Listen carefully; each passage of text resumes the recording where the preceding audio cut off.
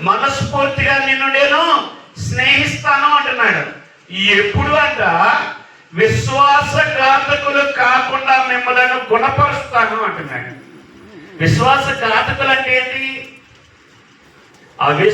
విశ్వాసం లేనివాడు దేవుణ్ణి నమ్ముకుంటే విశ్వాసం అవుతాడు. వింటున్నారా? చక్కగా రెండు మాటలు. నేను ఎక్కువ చెప్పడానికి కాదు, నేను రావడం వెనకాల ప్రసంగికులు ఉన్నారు.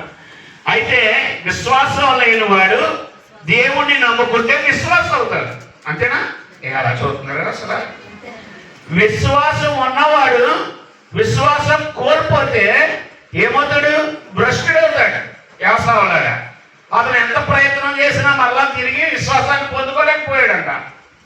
హెబ్రీ పత్రికలో చెప్తాడు అపొస్తలుడైన పౌలు.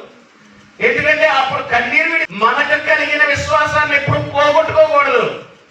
పోగొట్టుకుంటే భ్రష్టుడైపోయాడు.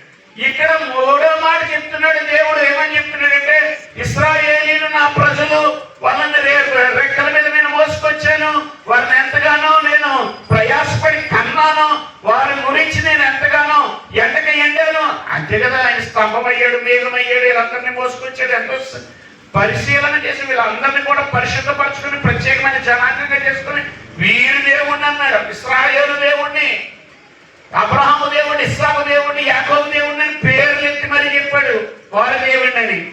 వాళ్ళని ఏమంటున్నాడో తెలుసా? విశ్వాసఘాతకులు కాకుండా నేను గుణపరుస్తానంటున్నాడు.